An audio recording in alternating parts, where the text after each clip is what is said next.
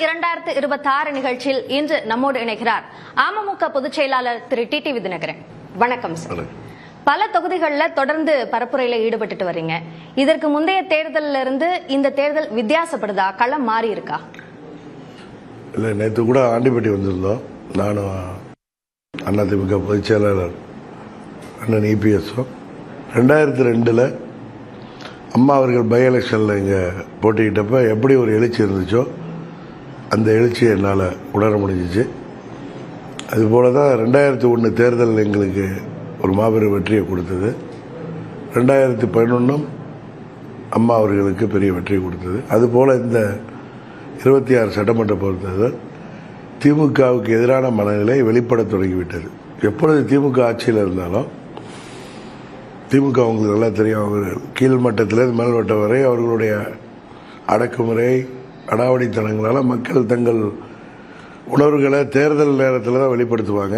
அதுபோல் இப்போ வெளிப்படுத்த ஆரம்பித்து விட்டார்கள். உறுதியாக இந்த தேர்தலில் 2011 போல் ஒரு மாபெரும் வெற்றியை அனைத்து இந்திய அண்ணா திராவிட முன்னேற்ற கழக தலைமையிலான கூட்டணி என்டிஏ கூட்டணி வெற்றி பெறும். தேசிய ஜனநாயக கூட்டணியில அமமுக இணைந்தது, குறிப்பாக அதிமுகவுடன் கூட்டணி இணைந்தது களத்துல மாற்றத்தையோ அல்லது தாக்கத்தையோ ஏற்படுத்தி இருக்கா? உறுதியாக இந்த முறை, போன முறை அதிமுக ஆட்சிக்கு வர முடியாமல் போனதுக்கு அமமுக தனியாக போட்டியிட்டதும் ஒரு காரணம் என்பது எல்லோராலும் பேசப்பட்டது. இந்த முறை நாங்கள் கருத்து வேறுபாடுகள் எல்லாம் மறந்துவிட்டு திமுகவை வீழ்த்த வேண்டும், மக்கள் விரோத திமுக ஆட்சியை முடிவுக்கு கொண்டு வர வேண்டும் என்பதற்காக இணைந்திருக்கிறோம். அதனால் பெரிய மாற்றங்கள் எங்கெல்லாம் என்ன வெற்றி வாய்ப்பு இல்லாமல் போனதோ அங்கெல்லாம் வெற்றி வாய்ப்பு இந்த முறை பிரகாசமாக இருக்கிறது. அமமுக அதிமுகவோட சேர்ந்தது அந்த வாக்குகள் பிரியாம இருப்பதற்கு உதவும் அப்படின்னு இங்க இருக்கிற அதிமுக வேட்பாளர்களும் அந்த கருத்தை சொல்றாங்க. ஆனா ஓபிஎஸ் திமுக பக்கம் போனது அத இன்னும் அந்த வாய்ப்பை குறைக்கும் நினைக்கிறீங்களா? ஓபிஎஸ் திமுகவுக்கு போனது தமிழ்நாட்டு மக்கள், போடி மக்கள் மாத்திரமல்ல, தேனி மாவட்ட மக்கள் மாத்திரமல்ல, தமிழ்நாட்டு மக்களே மிகவும் அவரை பற்றி வைத்திருந்த அந்த கருத்து என்பது நெகட்டிவாக அவரை பார்க்க ஆரம்பித்து விட்டார்கள். காரணம், அதிமுகவில் தான் அவர் அந்த ஆட்சியில் தான் உச்சபட்ச பதவிகளை ஒரு மனிதர், ஒரு அந்த கட்சியை சேர்ந்தவர் யாரை உச்சபட்ச பலன் அடைந்திருப்பார்னா அது திரு ஓபிஎஸ் தான். அவர் இன்றைக்கு தனக்கு 2017 முதலமைச்சர் பதவியை திருப்பி கேட்ட பொழுது கொடுத்து விட்டு இன்னமும் கொடுத்துட்டு போயிட்டேன்லாம் இங்கே பிரச்சாரம் பண்ணுறாரு. அடுத்த நாளே போய் தர்ம யுத்தத்தை தொடங்கினார் அம்மாவுடைய நினைவிடத்தில். தனக்கு பதவி வேண்டும் என்பதற்காக எதையும் செய்யக்கூடியவர். இப்போ கூட 2-3 மாதங்களுக்கு முன்பெல்லாம் இந்த அதிமுக மீட்பு குழு அப்படின்னு ஒன்று வச்சுட்டு நான் ஒரு தொண்டராக கூட சேருவேன், என்னை தொண்டராக கூட சேர்த்துக்கொள்ளுங்கள், அதிமுகவில் சேர்த்துக்கொள்ளுங்கள்லாம் வெளிவேஷம் போட்டார்.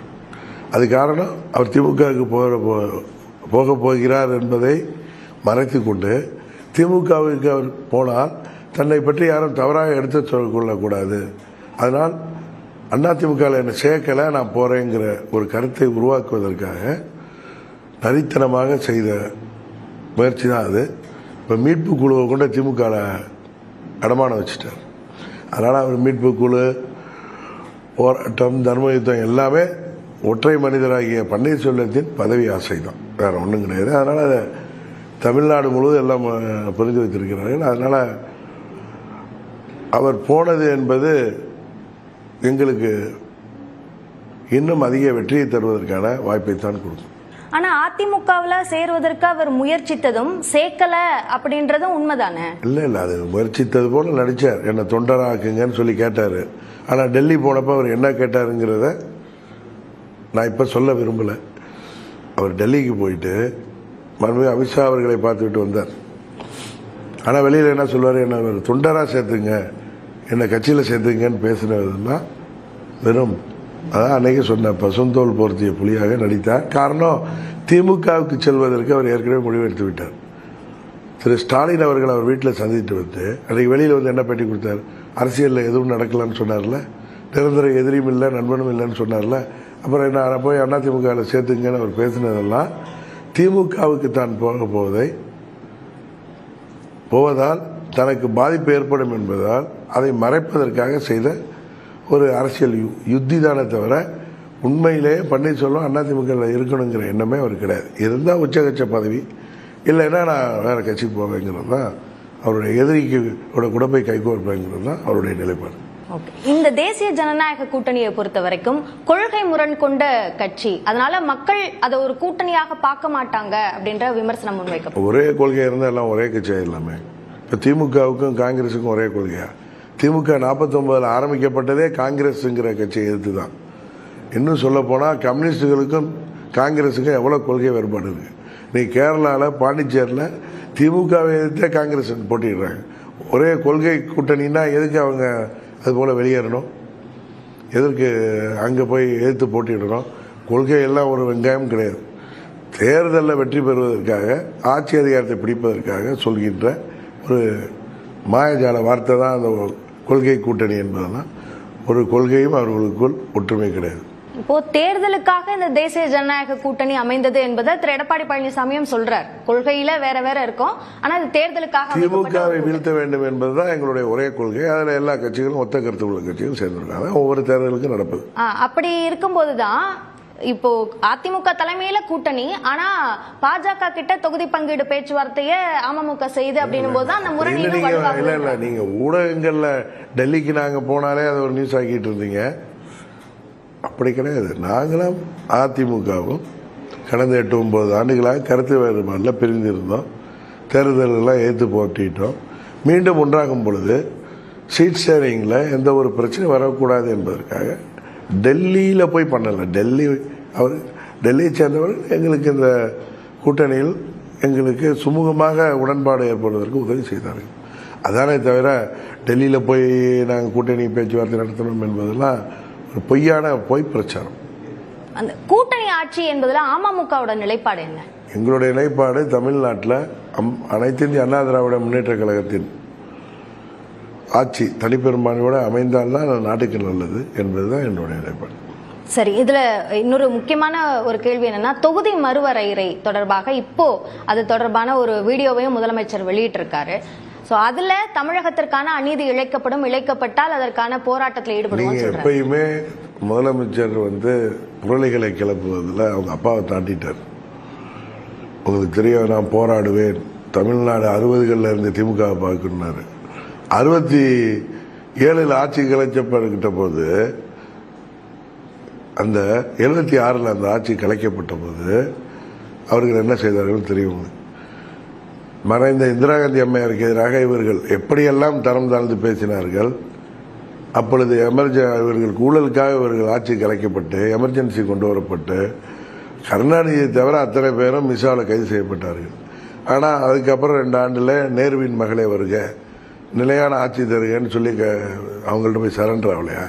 அதனால அண்ணா அவர்கள் இருந்த போது இருந்த திமுக வேறு, கருணாநிதி தலைமை ஏற்ற பிறகு இன்றைக்கு ஸ்டாலின் தலைமையில் உள்ள திமுக என்பது வேறு. இது சுத்தமாக பதவிக்காக, ஆட்சி அதிகாரத்தை பெறுவதற்காக செய்கிற அவர்களுடைய தந்திரமான செயல்பாடுகள் தானே தவிர, இப்போ கூட இன்னும் அந்த தொகுதி வரையறையில் கிளியராக சொல்கிறாங்க, விகிதாச்சார அடிப்படையில் யாருக்கும் பாதிப்பு இல்லாமல் உயர்த்தப்படும். இப்படி தான் இதை சார் எஸ்ஐஆர் வந்தப்போ ஸ்டாலின் தாண்டி குதிச்சார். கடைசியில் அதை ஒத்துக்கிட்டு தானே செஞ்சுருக்காரு. ஆனால் அதில் என்ன, அவர் தொகுதி சென்னையில், குறிப்பாக அவர் தொகுதியில், அவர் பையன் தொகுதியில், மா சுப்பிரமணியன் தொகுதியிலலாம் கிட்டத்தட்ட 75,000 வாக்குகளுக்கு மேலே போலி வாக்காளர்கள், கள்ள வாக்காளர்கள் நீக்கப்பட்டிருக்காங்க. உங்களுக்கு எஸ்ஐஆரப்போ எடுத்து போகிறேன்னாரு. ஆனால் கடைசியில் நான் அடங்கி தானே போனார். அது மாதிரி இப்போ எல்லாம் பேசுவார். இது தேர்தல் நேரத்தில் பாஜக நமக்கு எதிராக இருக்கிறது அப்படின்னு செய்கிற ஒரு அரசியலுக்காக செய்கிற ஒரு டிராமா தான், இதை தவிர எல்லாத்தையும் ஒத்துட்டு போயிடுவார். ஆனா பாஜக எதிர்ப்பு என்பது ஒரு வாக்கு வங்கியாக சேர்றதுனால தானே இந்த தேர்தலையும் தமிழ்நாடு வெர்சஸ் டெல்லின்னு சொல்றாங்க. அவர் சொல்றாரு. ஆனா இந்த தேர்தலில் தமிழ்நாட்டு மக்கள், குறிப்பா சிறுபான்மை மக்கள், அதில் இஸ்லாமிய பெருமக்கள் உண்மையை உணர்ந்து இருக்கிறார்கள். முன்ன ஏமாத்துற மாதிரிலாம் ஏமாற்ற முடியாது. எப்பயுமே எல்லாரும் ஏமாத்திட முடியாது. ஏன்னா இன்னைக்கு கடுமையான போர்க்காலங்கள் அங்கே வளைகுடா நாடுகளில் போர் நடக்கிறப்ப இந்தியாங்கிற ஒரு நாட்டில் தான் இஸ்லாமிய சகோதரர்கள் நிம்மதியாக இஃப்தார் நோன்பு கடைபிடிக்க முடிந்தது. பாகிஸ்தானாக இருக்கட்டும், ஆப்கானிஸ்தான், பங்களாதேஷ், இலங்கையில் கூட அங்கே ஏற்கனவே போர்கள்லாம் நடந்து அங்கே பொருளாதார வீழ்ச்சி அடைஞ்சிருக்கு. கல்ஃப் கண்ட்ரிஸ், வளைகுடா நாடுகள்லாம் பெரும் பணக்கார நாடுகளாக இருந்தாலும் இந்த போர்க்காலத்தில் அவங்களால நிம்மதியாக யாரும் வீட்டை விட்டு கூட வெளியில் வர முடியல. ஆனால் இந்தியாவில் தான் நிம்மதியாக இஸ்லாமியர்கள் இஃப்தார் நோன்பு கடைபிடித்தார்கள். இன்னும் சொல்ல போனால் ஈரான் ஒரு தீவிரமான இஸ்லாமிய நாடு. இந்தியாவை தனது நட்பு நாடாக ஏற்றுக்கொண்டு அந்த ஹார்மோஸ் ஸ்ட்ரைட் என்கிற ஹார்மோஸ் நீரிணை வழியாக இந்தியாவிற்கான அனைத்து கப்பல்களையும் அவர்கள் அளவு பண்ணுறாங்க. இதுலேருந்தே இந்தியா ஒன்றும் ஒரு மதவாத நாடு இல்லை, மோடியோ பாஜகவோ இஸ்லாமியர்களுக்கு எதிரானவர் இல்லை என்பதை அவர்கள் உணர்ந்து வருகிறார்கள். விஜயனுடைய வருகை அது எதிர்ப்பு வாக்குகளை தான் பிரிக்கணும் போது அதிமுகவோட வாக்குகளை பிரிப்பாரு அப்படின்னு சொல்றாங்க. எதிர்ப்பு வாக்குகள் இல்லை, திமுகவின் வாக்கு. நான் பலமுறை கரெக்டாக சொல்லிட்டேன். அவர் விஜயகாந்த் போல பாதிப்பை உருவாக்குவார். ஆளுங்கட்சியின் வாக்குகளை அவர் குறைப்பார் தான் சொன்னேனே தவிர திமுகவுக்கு எதிரான வாக்குகள் சிதறாமல் அதிமுக தலைமையிலான கூட்டணிக்கு தான் வரும். ஆனா சிறுபான்மையினருடைய வாக்குகளை பிரித்து அதிமுக கூட்டணிக்கான வெற்றியை உறுதி செய்வதற்கு தான் அவர் களத்துக்கே வந்திருக்காருன்னு திரு ஐ பெரியசாமி சொல்றாரு. அதாவதுங்க, அதுதான் அவங்க ஒத்துக்கிறாங்கல்ல, திமுகவின் வாக்கு வங்கியை அவர் உடைப்பாருன்னு தான் நான் சொல்ல ஒரே வார்த்தை சொன்னேன். அதுக்கு நீங்க எப்படி அர்த்தம் பண்ணிக்கிறீங்களோ, விஜயகாந்த் ஆளுங்கட்சியாக இருந்தால் அதிமுக எங்களுடைய கட்சியோட வாக்கு வங்கியை தான் குறைத்தார். அதுபோல வெற்றி வாய்ப்பை குறைத்தார். இன்னும் உங்களுக்கு புரிகிற மாதிரி சொல்லணும்னா, அதுபோல் திமுகவின் வெற்றி வாய்ப்பை அவர் பலமாக பாதிப்பார் விஜய். அதான் என்னுடைய கணிப்பு. உங்களுடைய நேரத்திற்கும் கருத்து பகிர்வுக்கும் நன்றி. நன்றி.